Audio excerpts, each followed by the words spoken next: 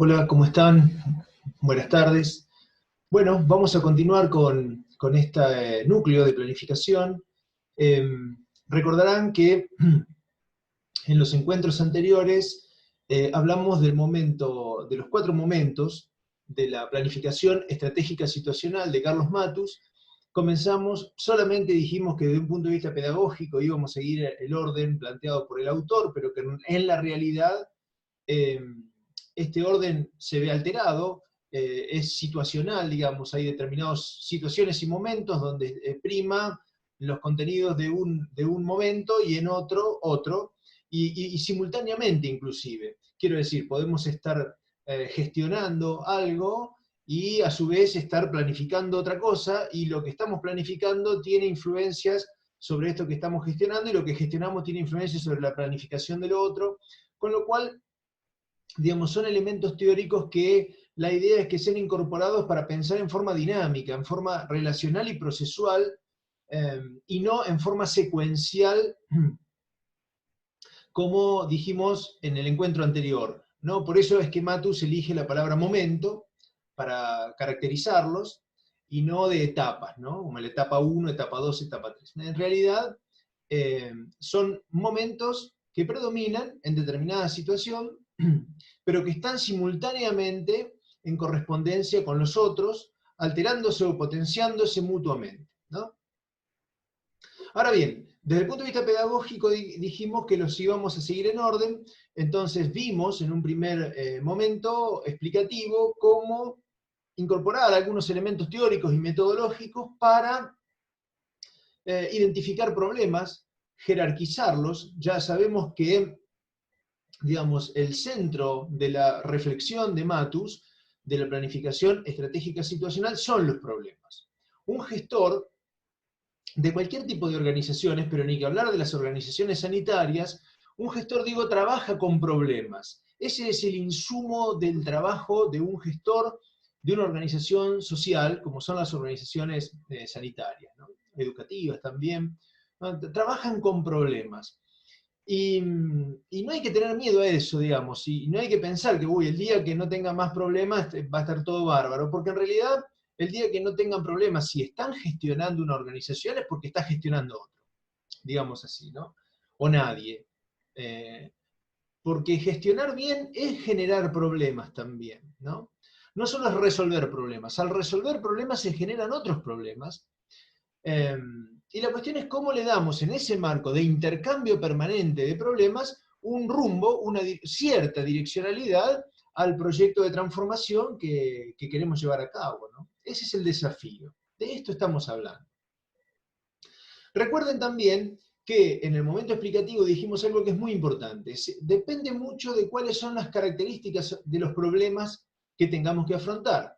Si los problemas a afrontar son problemas simples, pocas variables, bien definidos, o sea, conocemos cómo se vinculan esas variables entre sí, conocemos cómo actuar sobre ellas, y encima de simples y bien definidos son problemas repetitivos, conocidos, que se presentan siempre del mismo modo, lo mejor que podemos hacer es planificación normativa, aquella planificación que criticamos. Es decir, prescribir lo que hay que hacer, dejarlo establecido, dejarlo estructurado, y que eso salga con fritas. Se hace eso ante ese tipo de problemas. ¿Por qué? Porque esto nos va a dar lugar, margen de tiempo y espacio en la agenda, en la cabeza, en el equipo, para pensar antes de actuar, reflexionar antes de actuar, respecto de los problemas que son complejos y mal definidos. O sea, complejos que implican intereses, que implican múltiples actores, que tienen derivaciones de diferente naturaleza, derivaciones de carácter cultural, de carácter político, de carácter institucional, etc. Estos problemas complejos, muy típicos en las organizaciones de salud, son los que concitan la atención del autor, y todo este desarrollo teórico que estamos planteando en estos 4 momentos están enfocados en estos problemas complejos y mal definidos, que Matus llama problemas cuasi estructurados. Entonces, no para cualquier problema vamos a hacer toda esta reflexión antes de actuar. ¿Está bien? Esta es una aclaración, ya sé que la había hecho, pero quería repetirlo para que retomemos la idea. Entonces, en el momento explicativo es el momento en que se identifican, jerarquizan, priorizan los problemas a abordar, y allí aprendimos cuestiones metodológicas para cómo enunciarlos, para ser más potentes en la acción que se derive en el abordaje, ¿no?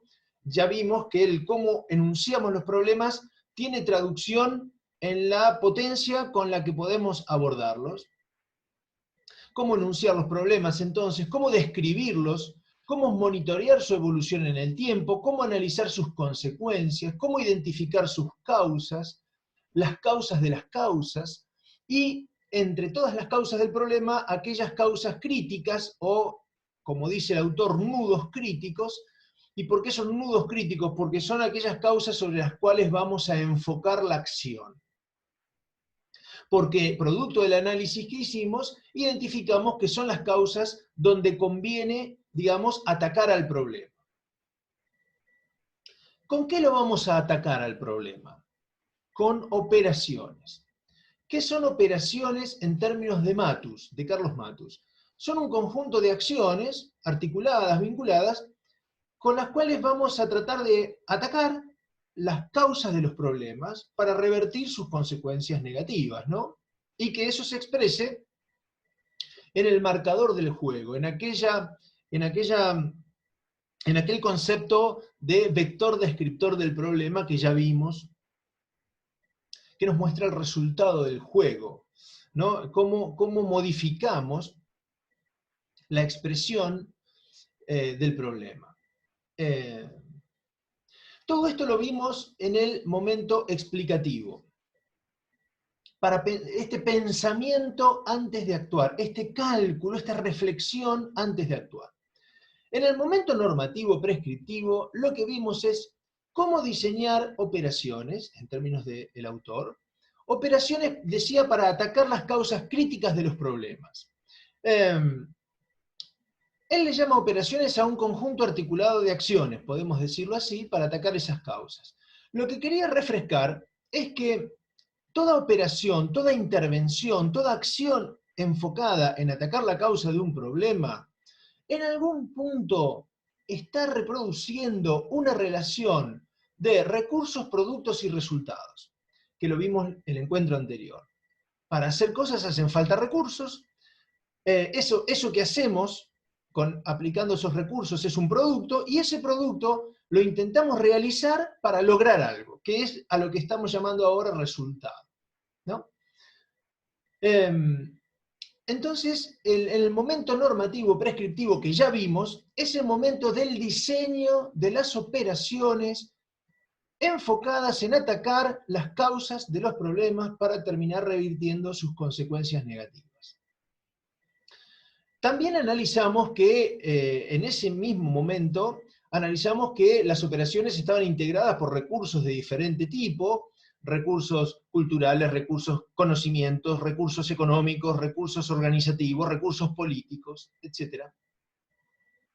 Y que a su vez, entonces, podíamos producir, valga la redundancia, productos de diferente naturaleza y conseguir resultados de diferente naturaleza. Podemos usar recursos económicos para producir un taller de capacitación, para producir un efecto cultural en la institución, por decir algo. Entonces, son los elementos que estuvimos analizando en ese momento normativo prescriptivo, pero como sabemos que la realidad no se comporta como nosotros queremos, también avanzamos un poquito la vez pasada en pensar, bueno, si las condiciones son estas, entonces las operaciones que proponemos hacer son las siguientes, pero si las condiciones cambian para peor, al menos tal cosa, si las condiciones son mejores que las que preveíamos, entonces tal otra. Y esa reflexión es una lógica de escenarios, escenarios de piso, escenario de techo, escenario medio, como para pensar alternativas, posibilidades y cómo nos acomodamos a las circunstancias que son siempre cambiantes, que siempre están de algún modo sorprendiéndonos. Porque en estos problemas complejos y mal definidos siempre se dan en un marco de incertidumbre, dado por muchas razones, pero entre las cuales hay que jerarquizar el hecho de que no jugamos solos.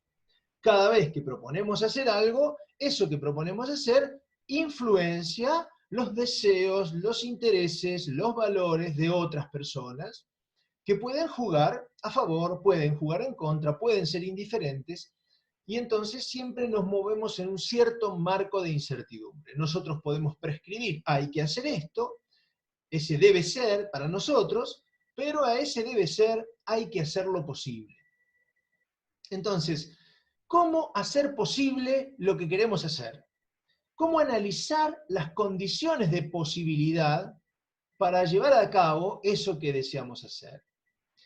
Este es el núcleo de lo que vamos a trabajar hoy en el momento estratégico. Cómo analizar las condiciones de posibilidad para viabilizar lo que queremos hacer. Antes de actuar, para tener una reflexión que nos permita tratar de predecir lo que se pueda, de prever lo que no se pueda predecir, e incluso de desarrollar capacidades de reacción rápida ante las sorpresas, ante las incertidumbres, que siempre en este tipo de problemas son importantes, son grandes, ¿no? Nunca nos movemos con una certeza de cómo se va a comportar ni el problema, ni los actores, ni la situación, ni las circunstancias, etc.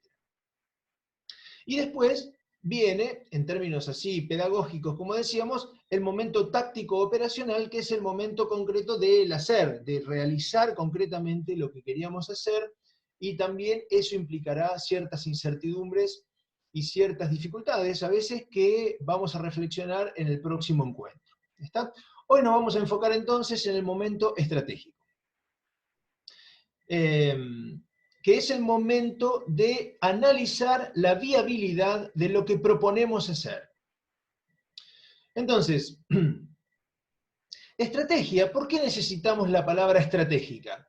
Porque no vamos a ocuparnos solo de lo que es posible, vamos a tratar de hacer posible lo que queremos hacer, que no es lo mismo.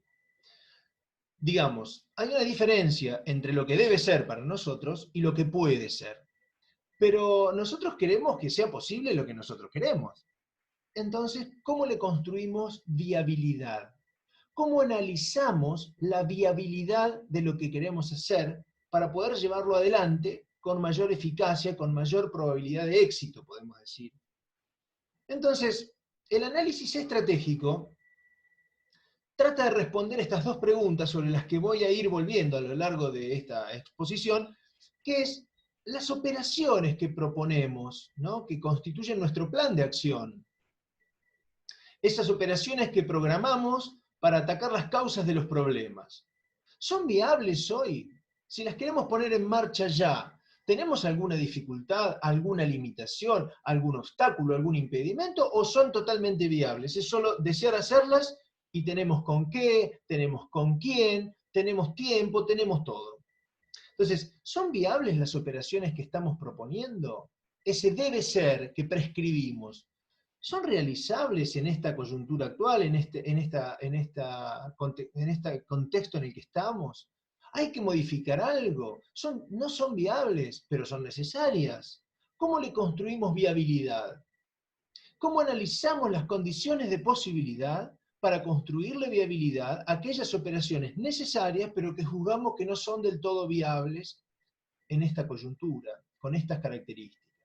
Esto es el núcleo duro de la reflexión que les propongo hoy. Voy a ir rápido porque hay mucho que quiero conversar. Por supuesto que esto tiene que ser acompañado de lectura, incluso hasta tal vez también de ir frenando el video y anotando algunas cosas, porque yo voy a ir rápido y no es la mejor condición pedagógica, digamos, para desarrollar esto. Algún día podremos estar en un aula, compartir esto de un modo más útil, pero ahora es lo que tenemos, y bueno, espero que se pueda seguir a pesar de estas dificultades.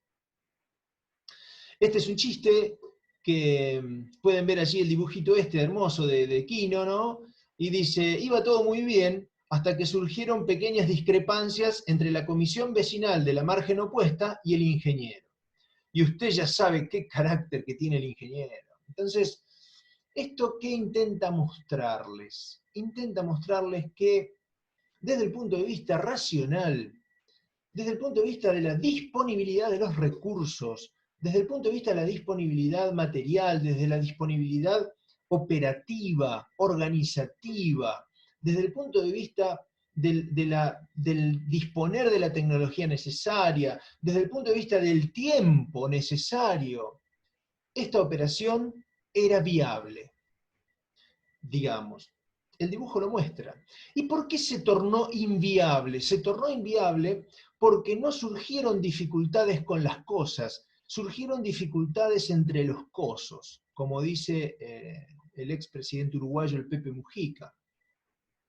¿Qué quiere decir esto? Que la viabilidad depende también, no solamente de la disponibilidad de los recursos, sino también de cómo juegan los actores que juegan en relación a ese problema, de qué posición asumen, de qué nivel de consenso tienen para viabilizar esas operaciones. Y aquí lo que ha surgido, claramente, por eso puse este dibujito, es una discrepancia entre los actores. No tiene que ver con una falta de disponibilidad de recursos, lo que inviabilizó esta operación puente, digamos, de hacer este puente entre estas dos márgenes. Entonces, que esto era para destacar que uno de los aspectos que vamos a tener que analizar no son solo las operaciones que se quieren llevar a cabo, en este caso el puente, sino también los actores que están vinculados a la realización, a la concreción de esas operaciones. Entonces, porque como vimos en el dibujito, a veces lo que debe ser no puede ser. Entonces, ¿cómo lo hacemos posible? ¿Qué elementos teóricos podemos incorporar para analizar la viabilidad de lo que queremos hacer? De eso es de lo que estamos hablando. Puede haber obstáculos con los otros, como en este caso del puente, que recién vimos, que pueden ser conflictos de diferente naturaleza, pueden ser conflictos cognitivos, o sea, conocimientos diferentes sobre un mismo objeto, perspectivas diferentes sobre una misma cuestión, pueden ser conflictos de intereses, digamos, pueden ser conflictos intersubjetivos, interpersonales, que inviabilizan las cosas, aunque no haya estrictamente un conflicto de intereses o un conflicto cognitivo, hay un conflicto interpersonal. Yo con este no voy ni a la esquina. Entonces, bueno, estas relaciones entre los sujetos es algo que desde la planificación normativa se pierde de vista, porque como dijimos, se trataba prácticamente de un sujeto que planificaba un objeto, y en este tipo de planificación, en este tipo de problemas complejos, lo intersubjetivo, lo relacional, el juego de actores, cobra una relevancia importante, y ni que hablar si lo que estamos analizando es la viabilidad de las operaciones. Puede haber conflictos también con nosotros mismos, o sea que hay incapacidades nuestras de llevar adelante, aunque los otros no se opongan, y también puede haber inviabilidades de diferente naturaleza, de otro tipo, como inviabilidad de carácter político, no hay voluntad política de que esto se haga, de carácter cognitivo, no hay conocimiento suficiente para hacer esto, económicos, financieros, organizativos, etc. Las posibilidades de cosas que pueden inviabilizar las operaciones pueden ser de diferente naturaleza y conviene tener elementos para pensarlas. Entonces, la estrategia en sí, voy a ir mejorando la definición de este término, pero por ahora la estrategia es cómo, con qué elementos, con qué cuestiones teóricas podemos reflexionar esta exploración de lo posible, esta exploración de cómo construir o generar condiciones de posibilidad para que las operaciones propuestas sean viables, sean realizables. Los actores que juegan, nosotros y los otros, pueden tener en el juego, en este juego social eminentemente relacional, eminentemente intersubjetivo, pueden tener diferentes actitudes. ¿Se acuerdan que con Marcelo de la Serna estuvieron viendo aquello de aptitudes y aptitudes, ¿no? Volvimos a eso, que era de Mario Testa. Entonces, aquí estamos hablando de actitudes posibles que pueden asumir los actores en la coyuntura en la que tienen que llevar a cabo las operaciones programadas. Una actitud posible es aceptar las restricciones, o sea, podríamos decir, ¿se acuerdan que hablamos de una diferencia entre lo que debe ser para nosotros y el puede ser? Bueno, acá el puede ser es el que manda. Se hace lo que es posible, nada más. Lo que no es posible no se hace. Entonces, Dice Matus, hacer solo, la actitud esta de aceptar las restricciones es hacer solo lo que pasivamente es posible, sin forzar las condiciones. ¿No? Se hace lo que es posible, lo que no es posible no se hace. Acá esto nunca se hizo. ¿Y por qué? Y bueno, ¿y por qué no lo hacemos? Ah, no, porque acá no se hizo. ¿No? Es aceptar esas condiciones y no querer modificarlas, ¿no? Lo posible manda sobre lo necesario. Pero queremos hacer otra cosa, necesitamos hacer otra cosa. Ah, no, no, acá no, eso nunca se hizo. La actitud esta es una actitud muy conservadora, muy poco transformadora, ¿no? Porque es de actores que se acomodan a las circunstancias y hacen solo lo pasivamente posible. Es como navegar a favor de la corriente, aunque la corriente te lleve a una catarata que te vas a estrolar, no importa, vos no oponés ninguna resistencia, no forzás ninguna condición de posibilidad de otra cosa. Eh, Otra actitud es ignorar las restricciones.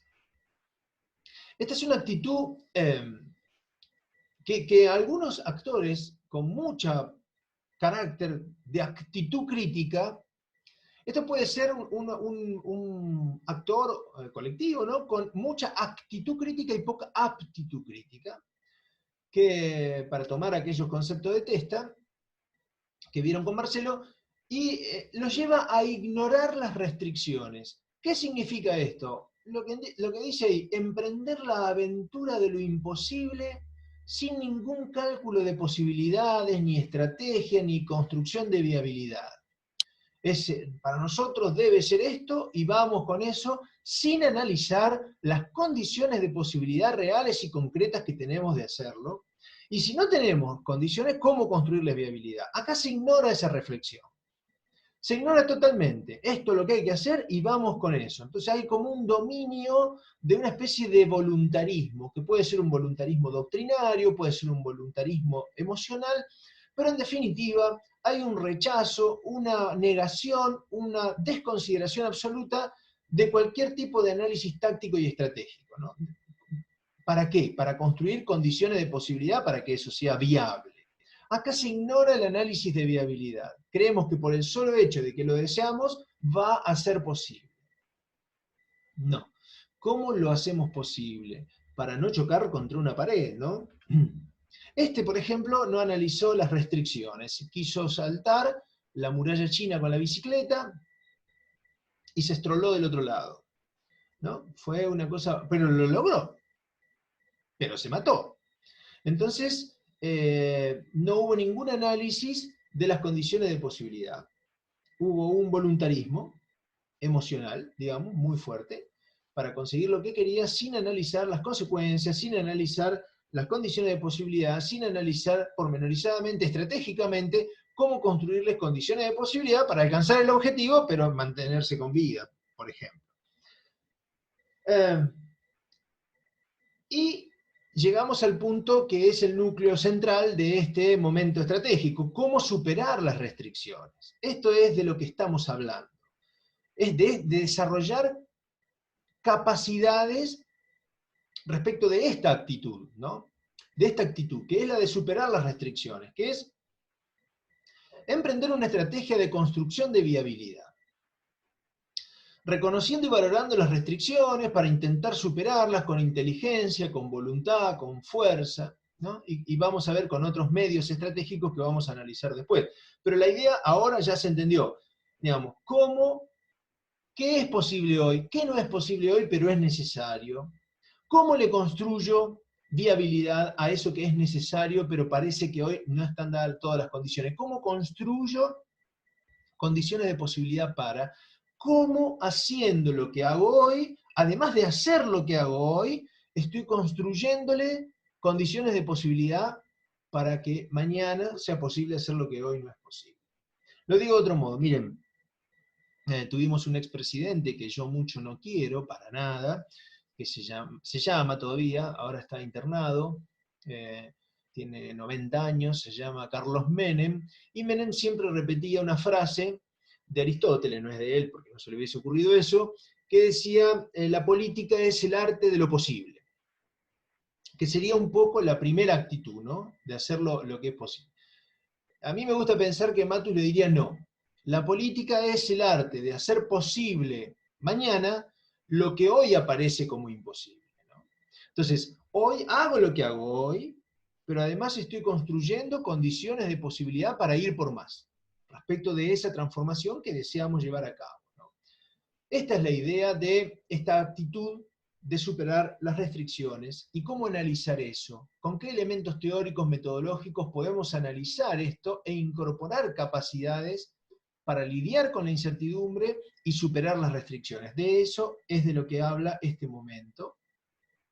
Pero como se imaginarán, es una arena movediza que es muy difícil de prescribir, o sea, solamente les voy a dar elementos teóricos que trabaja el autor en diferentes libros, que lo que permiten es incorporar algunas pistas o algunas ideas de cómo lidiar con esto, pero no hay una cuestión prescriptiva. De todos los momentos, este es el más difícil de ser prescriptivo. ¿Por qué? Y porque los otros también juegan, y nunca sabemos cómo van a jugar los otros, al menos cabalmente, no siempre está sujeto a sorpresas. Y las circunstancias también juegan. Imagínense el presidente Alberto Fernández, cuando ganó las elecciones, tenía un proyecto de gobierno, etc. Miren, tenía un proyecto de gobierno. Pueden estar de acuerdo, no importa, no voy a hablar de eso, pero tenía un proyecto de gobierno. Decía, estas son las cosas que en mi gobierno queremos hacer.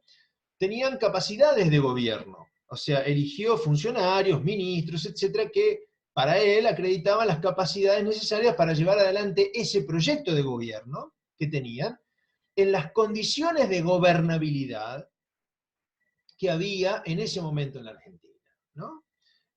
Miren si se iban a imaginar la pandemia y sus consecuencias económicas, ¿no? Entonces, cambia totalmente el escenario, cambia totalmente las condiciones de posibilidad, lo que era imposible antes, ahora es imposible, etc.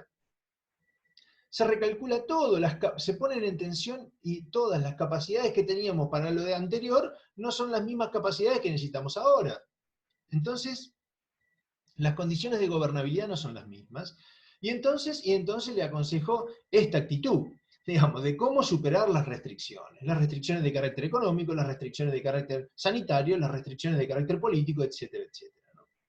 Esto es lo que le preocupa a Matus, porque sabe que un político o un gestor de una organización social, si quieren no ir tan arriba, digamos, va a tener que lidiar con restricciones, va a tener que lidiar con esta diferencia entre lo que debe ser para nosotros y lo que realmente puede ser. Y lo que no puede ser, ¿cómo lo hacemos posible? ¿Cómo superar las restricciones? ¿Cómo acomodarse a las circunstancias para llevar nuestro proyecto político adelante con las restricciones que tenemos que enfrentar? ¿Cómo superar, hacer lo posible para hacer lo posible? Una cosa es hacer lo posible, y otra cosa es hacer lo posible al proyecto que queremos llevar adelante. De esto estamos hablando. Para hacerlo posible hay que desarrollar capacidades de lidiar con la incertidumbre, de lidiar con las restricciones que se opongan. Para que el debe ser nuestro, de algún modo, oriente, lleve a cabo el puede ser, ¿no? Superando las restricciones. Fácil de decir, difícil de hacer. Entonces la estrategia es esto. Implica una reflexión, un cálculo de lo que es viable, de lo que no es viable y de cómo le construyo viabilidad a aquello que hoy no es viable pero es necesario. ¿Cómo supero esos escollos? Y voy a tener que hacer movimientos tácticos y movimientos estratégicos. Digamos, ¿a qué le llama Matus táctica? Bueno, Matus tiene una formación militar también, si bien es economista y ingeniero de grado, fue ingeniero, después hizo economía, después hizo planificación, pero también tuvo formación militar. Entonces toma y modifica un poco el concepto de táctica de este señor que es un teórico de la guerra, un alemán, von Clausewitz, que dice que la táctica implica el uso de las Fuerzas Armadas en los encuentros, o sea, la táctica es cómo es el mejor modo de ganar una batalla, digamos así. Y la estrategia para Clausewitz, pensando en la teoría de la guerra, insisto, es el uso de las sucesivas batallas para alcanzar el objetivo de ganar la guerra, ¿no? Entonces, allí tal vez en el camino haya alguna batalla que convenga perderla. ¿Para qué? ¿Para tener más soldados para la que sigue? No sé. Pero puede significar que no sea una buena estrategia ganar todas las batallas, porque puede implicar un desgaste enorme que nos deje sin fuerzas para las batallas más trascendentes. Entonces, táctica es este modo de ir alcanzando cambios situacionales progresivos que conduzcan al objetivo estratégico. Eso en términos de los teóricos de la guerra, los clásicos, ¿no? Estamos hablando de un clásico de la literatura de la guerra. Entonces la estrategia es cómo lidiar con la incertidumbre, qué tácticas usar para ir lidiando y surfeando esos escollos y lidiando con esas restricciones, ¿no? Para construir sucesivamente el futuro que queremos. En esta lógica de planificación, tal como lo estoy diciendo, hay un predominio de esta idea de a dónde queremos llegar, que en Matus siempre mantiene cierta importancia y que es una cuestión, esto de la imagen objetivo a la que queremos alcanzar, que Testa se pelea con esa idea totalmente y va a decir cosas muy interesantes, a mi juicio, como por ejemplo, no se trata tanto de definir a dónde queremos llegar, sino que se trata más de desencadenar procesos que conduzcan a aquello, ¿no?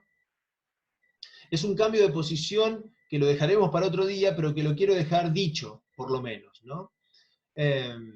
Testa se pelea con esa idea de imagen objetivo y dice, la estrategia no es a dónde queremos llegar, no es ese objetivo final que queremos alcanzar. La estrategia es un modo de implementar la política, la estrategia es un modo de desencadenar procesos tendientes a, ¿no?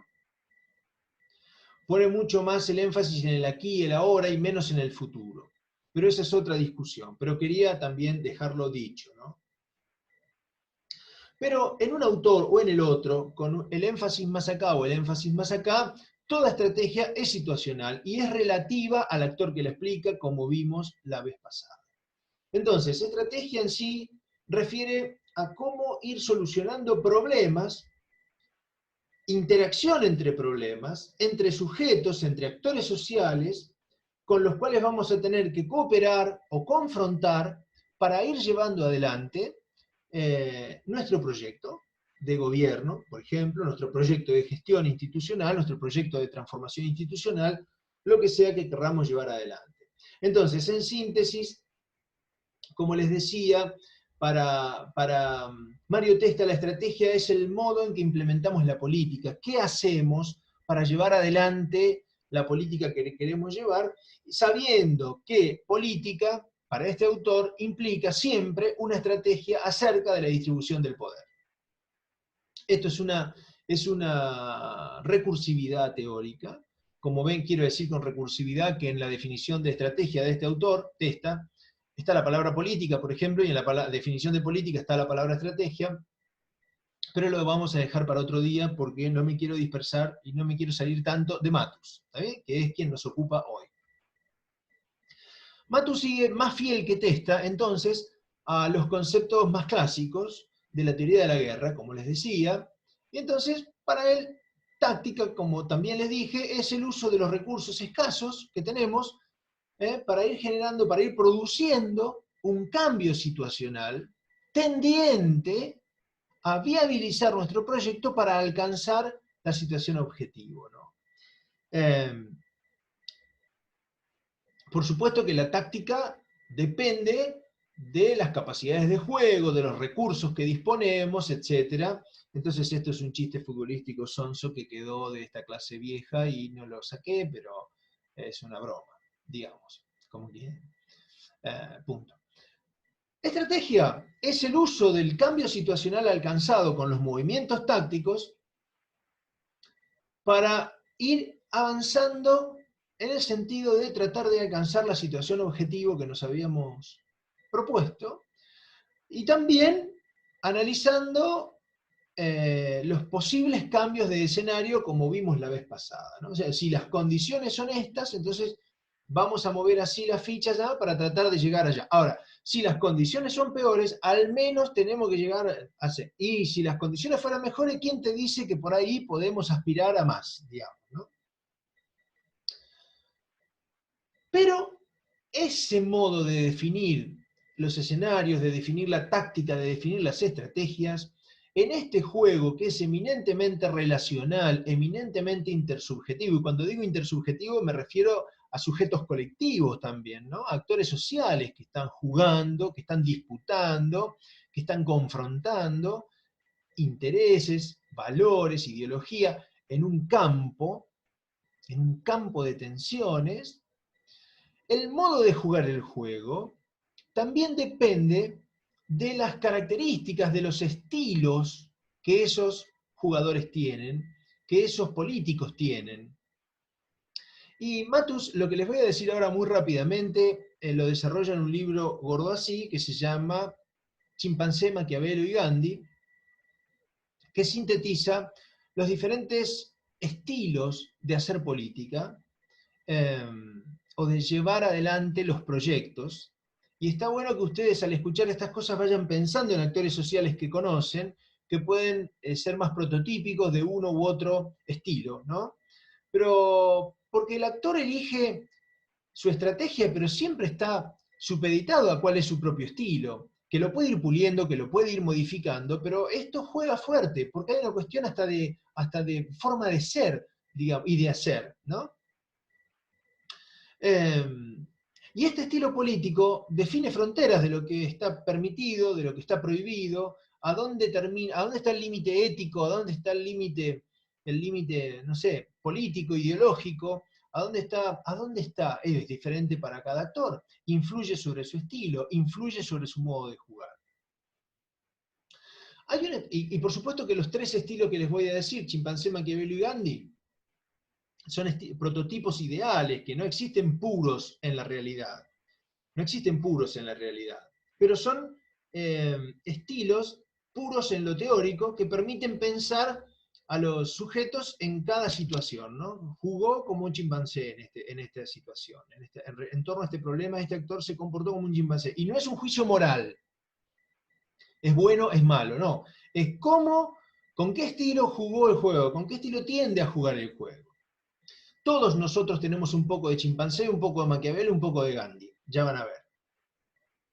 Pero desde el punto de vista puro teórico, Matus elabora el estilo chimpancé a partir de una investigación desarrollada por un holandés primatólogo, o sea, alguien que estudiaba los primates, los monos, los chimpancés, que se llamaba Frans de Waal, un holandés que estudiaba los monos, los chimpancés, y vio que los chimpancés vivían en comunidad y tenían proyecto político, digamos, en broma, ¿no? Pero el proyecto político del chimpancé, que era líder de la manada, no tenía un proyecto social de desarrollo de esa comunidad que eran ellos.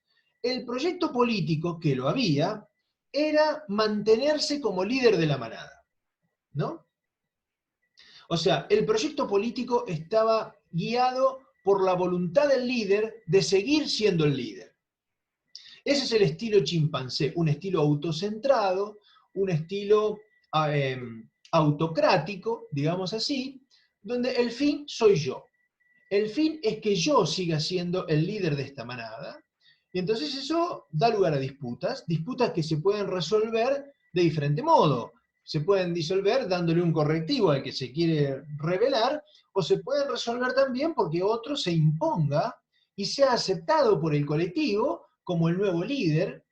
Y lo interesante que vio Frans de Waal, dice Matus, es que el que perdía no estaba echado de la manada y mucho menos condenado a muerte, ¿no? Si aceptaba ser derrocado, no era eliminado de la manada, cosa que, como sabemos, los seres humanos en general, y los hombres en particular, somos ni chimpancés, peores que los chimpancés, ¿no? Pero no quiero caer en juicios morales porque no sirve para pensar la política. Pero sí en términos de responsabilidad, no en términos morales. La responsabilidad del líder era seguir siendo el líder en el estilo chimpancé, ¿no? El estilo Maquiavelo es, ustedes saben, Nicolás Maquiavelo escribió ese libro en el que aconseja al príncipe estrategias, métodos, tácticas, estrategias, reflexiones políticas, un libro que no es de ahora, es un libro que la primera publicación anduvo por 1513 y la publicación formal, la primera, creo que era 1532. Pónganle 1532, ya pasaron ¿cuántos años? 400, no sé. Entonces, ese libro, que es un clásico y que se los recomiendo, Maquiavelo allí habla de que el fin justifica los medios, ¿no? Este estilo implica que hay un proyecto social, y el que manda no es el líder, el que manda es el proyecto. Y el estilo es llevar a cabo sí o sí ese proyecto, cueste lo que cueste, haya que aplicar los medios que haya que aplicar para obtener el objetivo de que ese proyecto se consolide y se lleve a cabo. Esta cosa del fin justifica los medios. Ese fin es el proyecto político que queremos llevar a cabo y los medios no importa cuáles son, con tal de que se alcance el objetivo de desarrollar ese proyecto, aún usando la violencia como medio estratégico. Entonces, este es un estilo del que todos los políticos y todas las personas en el juego intersubjetivo y colectivo en el que estamos metidos, siempre hay alguna pizca de esto o mucho de esto maquiavélico. Y no quiero caer en pensarlo moralmente. No, no, no. Siempre hay algo de maquiavélico, digamos. Y el estilo Gandhi es particular, y insisto sobre no moralizar el análisis, porque el estilo Gandhi es un estilo de lograr viabilidad. Lograr viabilidad.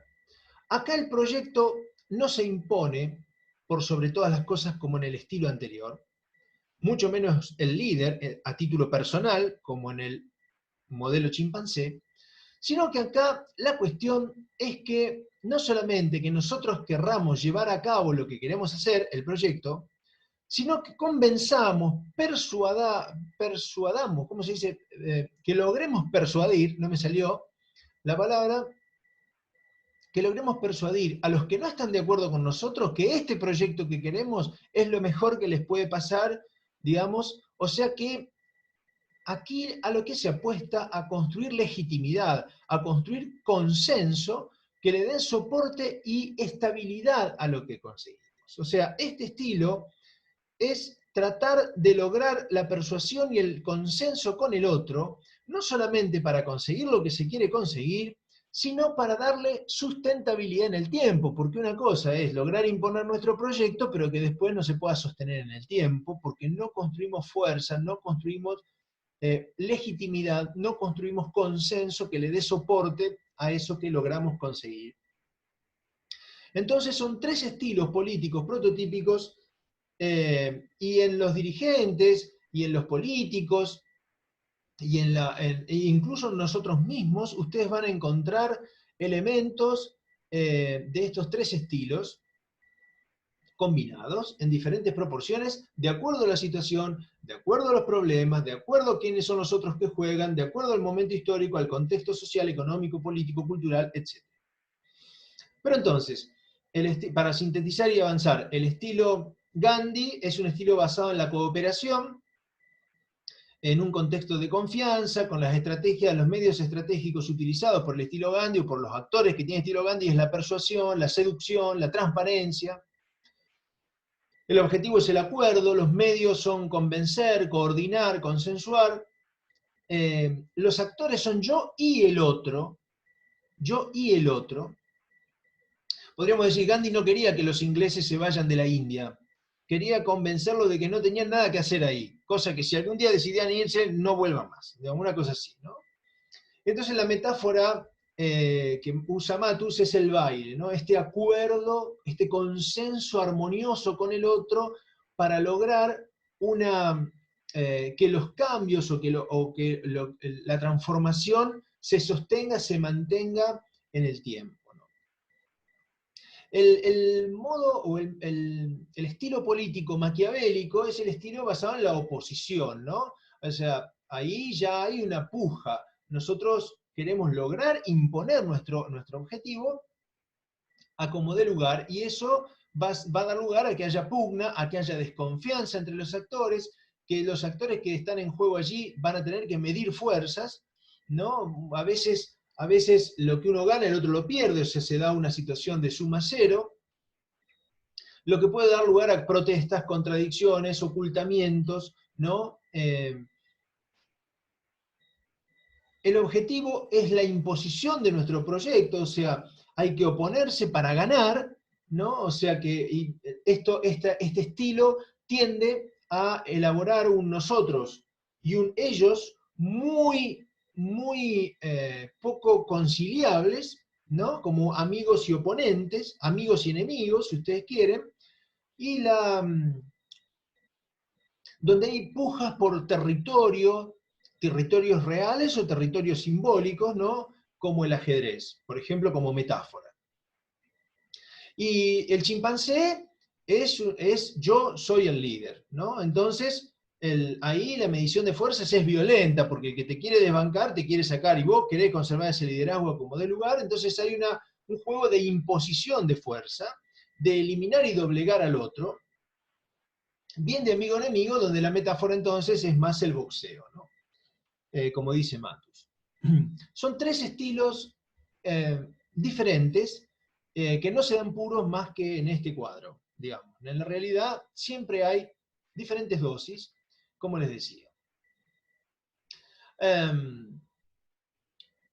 Hoy no me voy a ocupar de esto, pero aquí me apoyo por un segundo solamente en otro actor que piensa no solamente en términos de la acción estratégica, o sea, cómo llevar a cabo un proyecto político adelante, sino que para llevarlo a cabo, además de estos análisis que trae Matus, este otro actor que es Jürgen Habermas, un filósofo alemán, cientista social alemán, que aún vive, tal vez sea uno de los intelectuales vivos más importantes del mundo en este momento, ya está grande. Habermas habla de que entonces la acción estratégica cae mucho en esta cosa maquiavélica, y él apuesta por lo que llamó la acción comunicativa, ¿no? Que son aquellas interacciones sociales basadas en la utilización del lenguaje y la comunicación orientada al entendimiento, la comunicación orientada a la construcción de consensos para viabilizar y coordinar la acción, ¿no? Sería como un estilo Gandhi, pero muy basado en lo discursivo, y cuando digo discurso digo acontecimientos en forma de lenguaje, acciones en forma de lenguajes, acciones orientadas al entendimiento para lograr transformaciones que se sostengan en el tiempo, ¿no? Algunos autores dicen, bueno, es fácil decidirse por la acción comunicativa orientada al entendimiento y al consenso si estás en sociedades más igualitarias. Si estás en sociedades muy desiguales, la acción comunicativa tiende a ser conservadora, porque consensúa para que todo quede más o menos como está. Ahora, si vos querés meterte con la distribución de la riqueza de un modo mucho más igualitario, estamos condenados al conflicto y estamos condenados a ser un poco maquiavelos, etcétera, etcétera, ¿no? Entonces, no es una cuestión que elijo esto porque es moralmente más aceptable. Depende del contexto, depende de las circunstancias, depende de los problemas, depende del momento histórico, etcétera, etcétera, ¿no? Pero en definitiva ven que analizar estratégicamente depende mucho de cómo se comportan los sujetos, los actores sociales, ¿no? Los actores sociales que están en juego, en ese campo de juego de tensiones, de luchas. ¿Qué es un actor social? Van a encontrar muchas definiciones. Yo acá voy a dar solo la de Matus, pero vamos a volver sobre esto y ya vimos cosas en encuentros anteriores. ¿Qué es un actor social? Es alguien que tiene un proyecto, ¿no? Quiere hacer algo, controla algún tipo de recurso relevante para el juego que se está jugando y para viabilizar ese proyecto que quiere llevar a cabo, participa en algún juego social, de algún modo, o porque controla algunos recursos, porque desea hacer algo en ese campo, tiene alguna organización, algún nivel de organización con otros, ¿no? Con mayor o menor grado de estabilidad que le permiten actuar, que le permiten llevar a cabo acciones en ese campo tendientes a lograr alguna cosa, pero en general, conviene recordarlo siempre, no jugamos solos, ¿no? Entonces, no somos un actor social que planifica y ejecuta sobre un objeto, sino vamos a estar en un campo de juego donde hay otros actores con otros intereses, etc. Ahora bien, ¿qué es entonces lo que estamos reflexionando? Es cómo analizar la viabilidad de las operaciones. Para lo cual, analizar a los actores, comprender cómo juegan los actores es necesario, pero no suficiente. Entonces vamos a enfocarnos un poquito en las operaciones también. ¿Qué son las operaciones? Las acciones programadas para atacar las causas de los problemas.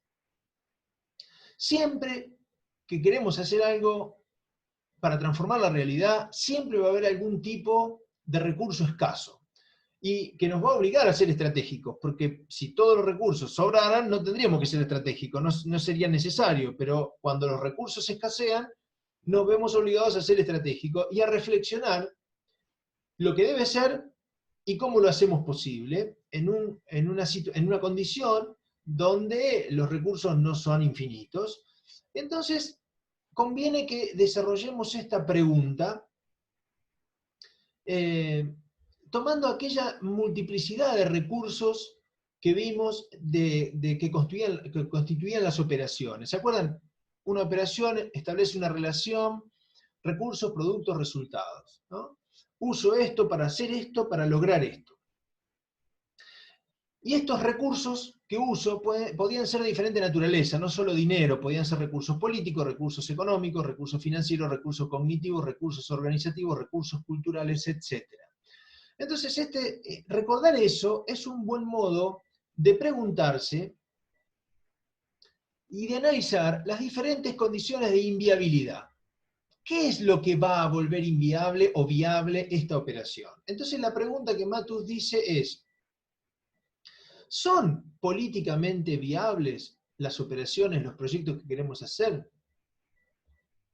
¿Esos proyectos son económicos, son políticos, son organizativos? Entonces, ¿son políticamente viables nuestras operaciones económicas? ¿Son económicamente viables nuestras operaciones de carácter político? ¿Son cognitivamente viables nuestras operaciones de carácter organizativo? ¿Son organizativamente viables nuestras operaciones de carácter político? Etcétera. Todos los cruces que ustedes quieran, porque, como se imaginarán, hay operaciones de carácter político que son económicamente inviables, o operaciones de carácter económico que son políticamente inviables, y todas las combinaciones que ustedes quieran. ¿Está? Entonces, son elementos teóricos que ayudan a pensar las condiciones de posibilidad para, o las condiciones de inviabilidad para, sobre las que tendremos que trabajar. Entonces, en síntesis, viabilidad, que es la palabra clave hasta ahora, es hacer posible algo. Pero hacerlo posible en un juego donde hay otros que juegan, donde hay recursos escasos, donde hay limitaciones o inviabilidades de diferente tipo, y entonces debemos preguntarnos, ¿qué operaciones de las que tenemos programadas son viables hoy? ¿Cuáles son necesarias pero no son viables? ¿Cómo les construimos viabilidad? De eso estamos hablando, de análisis de viabilidad. ¿Cuáles son las operaciones que son viables hoy? Las que están todos de acuerdo que hay que hacerlas, las que tenemos los recursos necesarios para hacerlo, donde no se observan impedimentos para hacerlo, ni actores que estén opuestos, ¿no? Ahora, ese consenso de los otros puede ser un consenso real o puede ser un consenso por compromiso, lo cual no es lo mismo. O puede ser un consenso porque son indiferentes, pero a la hora de ponerse a jugar el juego van a jugar con menos ganas que los que están realmente convencidos. Entonces, ¿cómo construimos que los indiferentes, por ejemplo, se vuelvan afines y se pongan la camiseta con lo que queremos hacer para darle más viabilidad, más potencia a esa intervención? Y aquí hay todo un juego entonces de cómo analizar a los actores respecto de las operaciones. ¿Qué es lo que queremos hacer? Esto. ¿Cuáles son las operaciones que están todos de acuerdo? ¿Cuáles son las operaciones que los otros están de acuerdo por compromiso? ¿Cuáles son las operaciones que son conflictivas, no están todos de acuerdo con nosotros? Vamos a tener que construirles viabilidad. ¿Y cómo van a jugar los otros en contra? ¿Y qué tan fuerte van a jugar en contra? ¿Qué tanta motivación en contra tienen? Lo que queremos, de lo que se está hablando, la operación de que se está hablando, ¿es de alto interés para ellos? ¿Apoyan, rechazan, son indiferentes? ¿Tienen alto valor para ellos? ¿Tienen poco valor? Esto nos permite aproximarnos a con qué motivación van a jugar. ¿Van a jugar en contra o a favor? ¿Van a jugar con muchas ganas, con mucha motivación, en contra o a favor? ¿Los que se nos van a oponer, se nos van a oponer con los tapones de punta o va a ser una oposición medio blandengue nada más, fácil de revertir? Esto lo que pretende es empezar a unir entonces en la reflexión cómo pensamos que van a jugar los actores involucrados en relación a nosotros y en relación a las operaciones que queremos viabilizar. Entonces Matus da elementos teóricos en los que no voy a detenerme de cómo queremos hacer esta operación. Muy bien, ¿cómo vamos a jugar nosotros? Con un alto grado de motivación, o sea, porque es para nosotros de gran interés y de gran valor la operación. ¿Qué fuerza vamos a aplicar? ¿Vamos a jugar fuerte? ¿Vamos a respaldar con mucha fuerza lo que queremos viabilizar o con poca fuerza?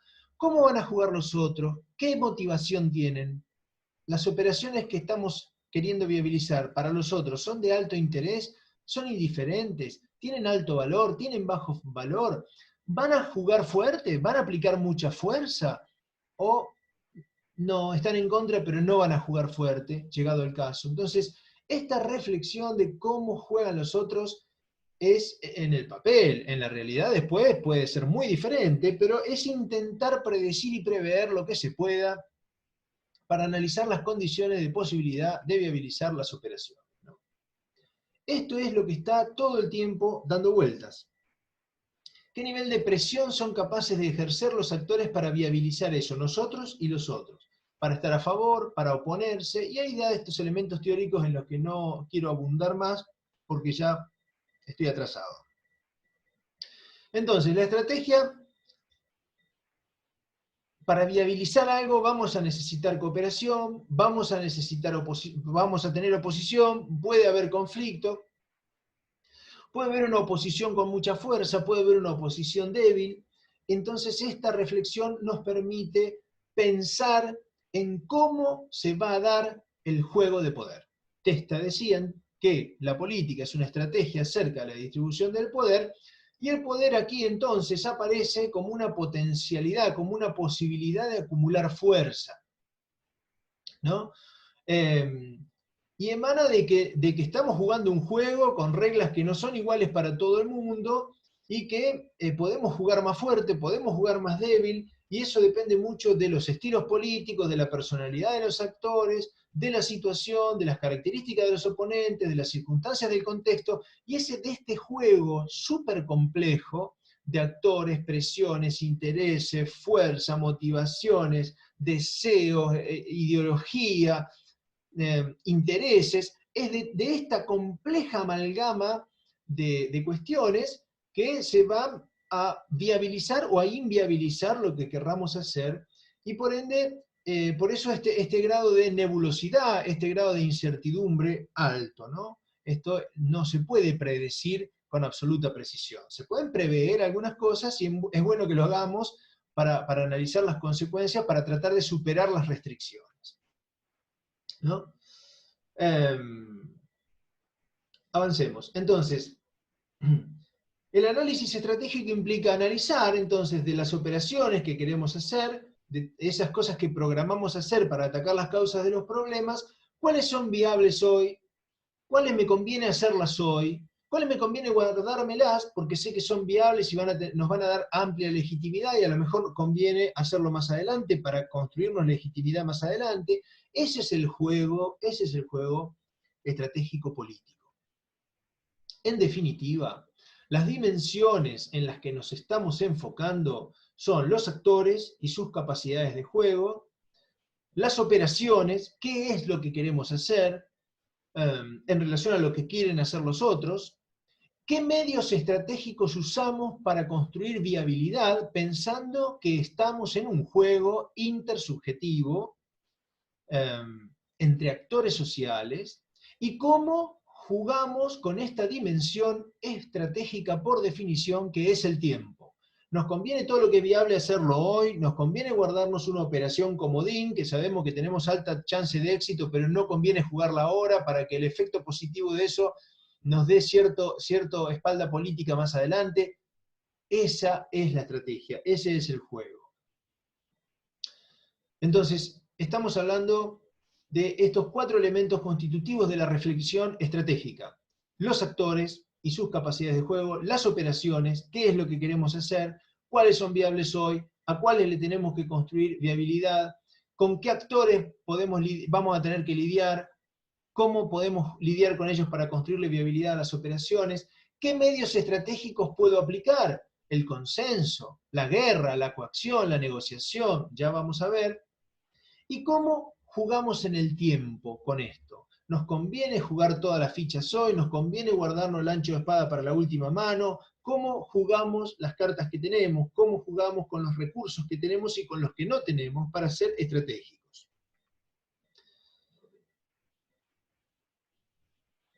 Parte de la estrategia implica cómo le construyo entonces viabilidad a las operaciones. Las operaciones de las que hablé la clase pasada y de las que hablé hasta ahora son estas que Matus llama OP, operaciones P, OP, que son este conjunto de acciones que implican, repito, una articulación de recursos para hacer algo, para lograr algo, ¿no? Eso es una operación. Se diseñan entonces a partir de la identificación de los nudos críticos de los problemas. Su eficacia está directamente relacionada con los resultados perseguidos. O sea, yo programo hacer esto porque sé que estoy atacando una causa crítica del problema y entonces eso, si es eficaz, si esa acción es eficaz, vamos a revertir el resultado adverso del juego que el problema implica. Se pueden diseñar, programar, planificar como una parte formal del plan. Esto es lo que queremos hacer, este es nuestro plan de gobierno, este es nuestro plan de acción, estas son las cosas que proponemos hacer. Pueden ser inviables en determinado momento, pero el análisis estratégico implica cómo analizo las condiciones de posibilidad para construirle viabilidad a estas operaciones, porque son estas las que tienen eficacia direccional, son estas operaciones las que nos van a hacer ir para el lado que queremos ir. Pero a veces, para construirle viabilidad a las operaciones estas, OP, que tienen eficacia direccional, necesito pensar y poner en marcha operaciones que Matus llama K, operaciones K, que son operaciones que no tienen eficacia direccional, o sea, que no atacan al problema directamente, pero sí son acciones, operaciones que construyen condiciones de posibilidad, mejores condiciones de posibilidad para hacer las OP. Son operaciones, las K, que viabilizan las OP. Su función entonces es facilitar la producción de las operaciones que queremos hacer, de las OP, pero no afectan ellas directamente el marcador del juego. ¿Se entiende? Viabilizan, por ejemplo, voy a decir una guasada, pero si yo tengo una apendicitis, la operación OP es la cirugía. Porque apendicitis diagnosticada, apendicitis que tiene que ser operada, ¿no? Entonces, la OK sería la anestesia, ¿no? La anestesia. Si yo tengo un dolor en la fosa ilíaca derecha por una apendicitis, si me hacen anestesia no voy a tener más dolor, pero voy a seguir teniendo apendicitis, voy a tener peritonitis después. Entonces, la OK no modifica el problema, no tiene eficacia direccional en el proyecto político, en lo que queremos resolver, pero sí tiene un poder de viabilizar la OP, porque te la regalo una cirugía de apéndice sin anestesia. Dicho en términos brutales, que la operación P se anteponga a todo sin ningún análisis estratégico, o sea, operación de apendicitis sin anestesia, sería un barbarismo técnico. que las OK asuman el rol protagónico sería un barbarismo político. ¿Está bien?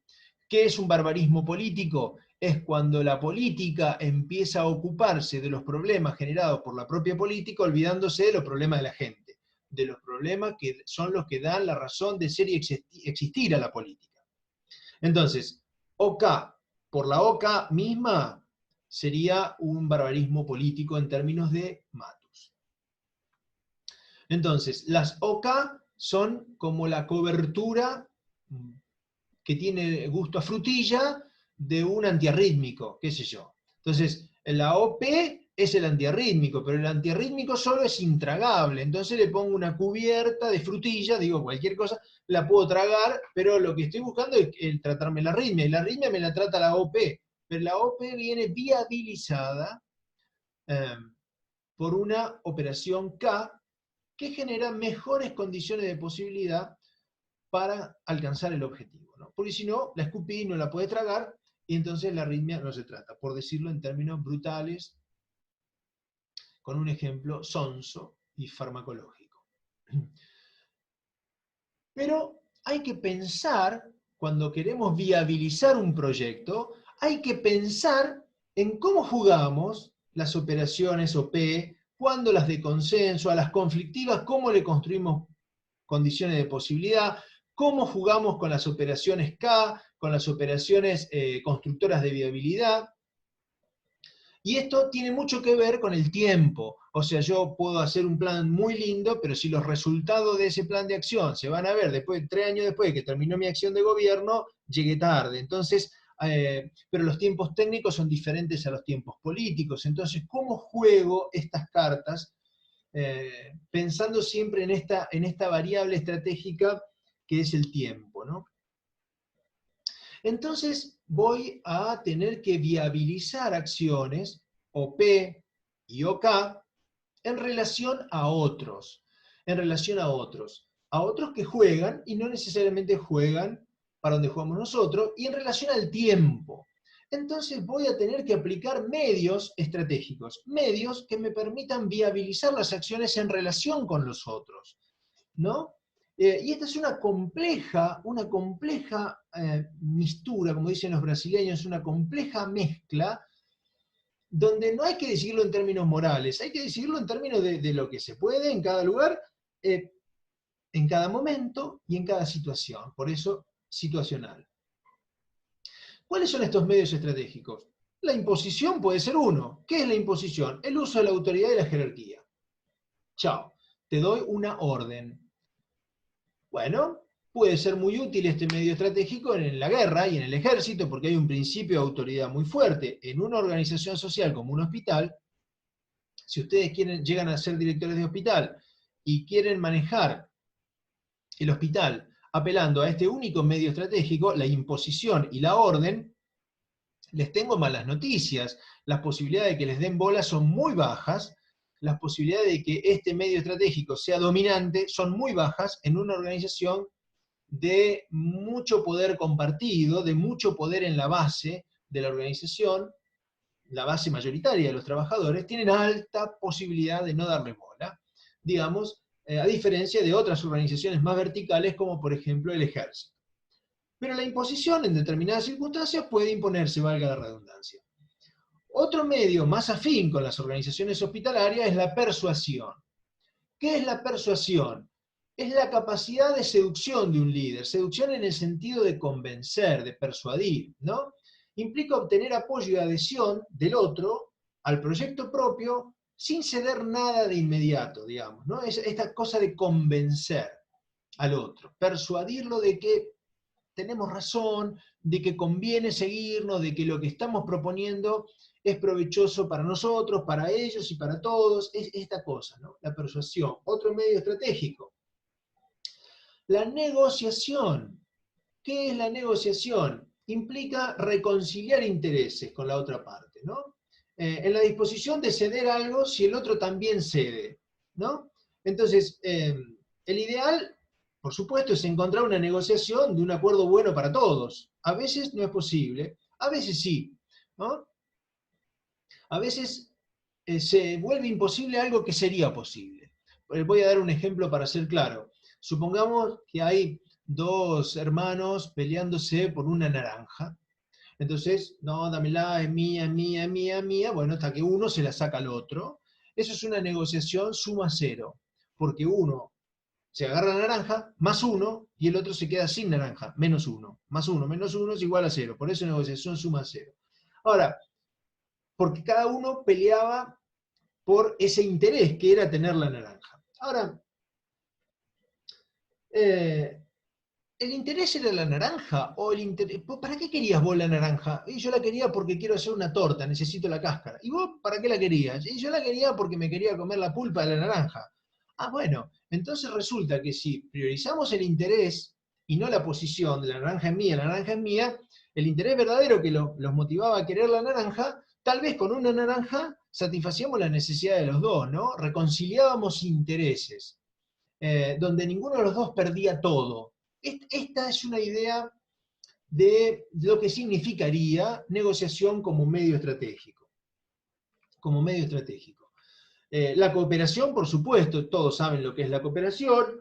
Hay aspectos de la cuestión que están en discusión que son inaceptables para ambos actores. Hay cosas que son aceptables para uno pero no para el otro, y hay algunas cuestiones que conviene ver para acercar posiciones y para pensar en la negociación y en instancias de cooperación de qué cosas son aceptables para los dos, ¿no? Todo actor tiene un espacio de aceptabilidad que puede ser un poco más o menos maleable, y conviene acercar posiciones y tratar de ver en qué aspectos de lo que está en discusión podemos asumir un rol cooperativo porque nos beneficia a ambos, etc. Otro medio estratégico es la recompensa, ¿no? Cuando no hay intereses irreconciliables, un actor puede lograr la cooperación de otro mediante el uso de la recompensa, ¿no?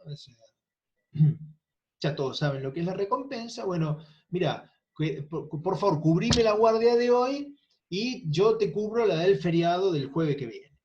No lo sé. Entonces, te recompenso. Cuando no vengas a trabajar, cubrime la guardia y no vengas a trabajar no sé cuál día. Ok.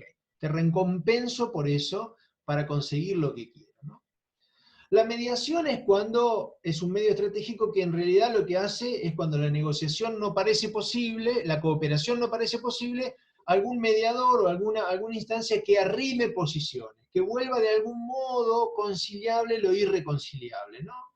Eh, Otro medio estratégico de resolver disputas es el juicio en tribunales, ¿no? Exige que el conflicto de intereses esté sometido a reglas jurídicas porque ya las posibilidades de acordar posiciones entre los actores no funcionó, entonces te hago un juicio. Y bueno, lo ganan ellos, lo ganamos nosotros, y la ley dice, ganó A, perdió B, y entonces se resolvió, te guste o no te guste, se resolvió mediante este medio estratégico porque no hubo otros medios previos que pudieran lograr un consenso, una resolución más satisfactoria. Y se llega a esto. La coacción es otro medio estratégico, es amenazar al otro con hacerle pagar un costo significativo, esto es la coacción, amenazar al otro con hacerle pagar un costo significativo si no adopta la conducta impuesta por la parte amenazante, digamos, ¿no? La coacción es un método más duro de lograr lo que queremos lograr. La confrontación ya no es una especie de amenaza, sino que es una disputa de fuerza, una medición de fuerzas en forma directa, digamos. La disuasión, cuidado con el perro, o sea, la fuerza puede hablar por sí misma, entonces opera bajo dos condiciones. Exhibo la fuerza propia y demuestro la voluntad y la capacidad de usarla si el otro no se cuadra, no se subordina a lo que estoy. Lo quiero disuadir de que no se hagan locos porque tengo esta fuerza y tengo esta capacidad de usarla, ¿no? La guerra. La guerra es otro medio estratégico que en determinadas circunstancias dirime un conflicto, porque las otras instancias, los otros medios estratégicos para alcanzar algún acuerdo, alguna cuestión de viabilizar la cuestión, no funcionó, ¿no? Y toda esta disputa de cuestiones en el marco de este horizonte temporal, ¿no? Del tiempo, de cuánto tiempo tenemos. Este es el recurso escaso por fundamental. porque el tiempo impone restricciones, pero también puede ofrecer posibilidades. ¿Cómo le construyo condiciones de posibilidad a las operaciones en relación al tiempo? ¿Tenemos tiempo? ¿No tenemos tiempo? ¿Qué priorizamos? ¿Qué hacemos hoy? ¿Qué dejamos para mañana? ¿Qué tendríamos que haber hecho ayer? El tiempo, ¿no? Pensando que estamos en un juego, el juego social, que no se parece al fútbol o a otros juegos. El fútbol, al minuto 90, se termina el partido y se sabe quién ganó, quién perdió o se empataron. En el juego social, que es un juego de horizonte continuo, dice Matus que el horizonte continuo cambia todos los criterios de eficacia. O sea, ¿por qué? Porque este juego sigue, este juego no termina en el minuto 90, y los actores siguen, y los heridos de las confrontaciones pueden comportarse como zombies, y hay muchos zombies en las gestiones hospitalarias, por ejemplo, y entonces es un aspecto que también conviene tenerlo en cuenta. El horizonte de tiempo continuo, el juego continúa. Los que hoy son presos o van presos, mañana te meten preso, y ese tipo de cuestiones que estamos viendo por televisión permanentemente, sin hacer juicio de valor. Digo, el horizonte de tiempo continuo cambia todos los criterios de eficacia. El tiempo como recurso fundamental. Entonces, vimos los elementos constitutivos del momento estratégico para pensar la creación de viabilidad de las operaciones que consideramos necesarias. Y para eso analizamos las cuestiones vinculadas a los actores y sus capacidades de juego, sus motivaciones, su capacidad de juego, su capacidad de presión, de ejercer fuerza, etc. Las operaciones que queremos llevar a cabo, las OP, las operaciones K tendientes a crearles condiciones de viabilidad, mejores condiciones de viabilidad a las OP, y las demandas de operaciones a otros actores, ¿no? Para que hagan cosas que nos sirvan a nuestro proyecto, el uso de medios estratégicos para lidiar con los actores, imposición, persuasión, negociación, coacción, disuasión, confrontación, guerra, etc. El tiempo y las trayectorias posibles, cómo jugar las operaciones hoy, nos conviene hacerlo hoy, nos conviene dejarlo para mañana, etc., ¿no? Pero siempre teniendo en cuenta, para terminar, que el tiempo es el punto de reunión, el tiempo es el que sintetiza todas las otras tres dimensiones, ¿no? Y que suele ser escaso en la gestión, entonces hay que usarlo bien. Y hay que pensarlo bien y reflexionarlo bien porque es un recurso crítico y es un recurso estratégico. Entonces, la construcción de viabilidad es el aspecto dinámico y más complejo de la estrategia. Como lo vimos, en el análisis estratégico pesan el contexto del juego, favorable, desfavorable, y el juego mismo de los actores. Piensen en la pandemia actual y el gobierno recién asumido, por ejemplo. Es necesario explorar al máximo las posibilidades de cooperación para minimizar el conflicto, porque, por los zombies de la gestión, una operación OK es siempre prescindible, pero alguna operación OK es siempre necesaria. El problema clave de toda estrategia es su trayectoria, y el problema clave de toda trayectoria es su segmento crítico, cuando es acá este cuello de botella que tenemos que pasar, ¿no? Eso se da mucho en el juego político. Entonces, estas son las cuestiones que quise darles en este momento, sintetizando o escogiendo de diferentes libros del autor las cosas que vieron, ¿no? Yo sé que les estoy diciendo cosas que probablemente no estaban en la bibliografía, pero mi interés es que entre un poco de lectura y un poco de escucha de estos videos, ustedes puedan aproximarse a los planteos teóricos del actor. La idea también es que ustedes tomen estas cosas y piensen su propia acción, su propio proyecto, sus propias operaciones, cómo viabilizarlas, cómo juegan los otros, que usen estos elementos para pensar su propia práctica. No para cuando sean presidentes de la República, sino para ahora, para pensar lo que están haciendo ahora. Yo creo que son elementos teóricos valiosos. En el próximo encuentro, en el próximo video, vamos a trabajar más el momento táctico operacional, que es el momento del hacer concretamente estas operaciones que programamos, ¿no? Y qué reflexiones podemos hacer para que eso sea más exitoso, por decirlo de algún modo. Bueno, la cortamos por acá, les agradezco mucho, nos vemos en el próximo video. Un abrazo.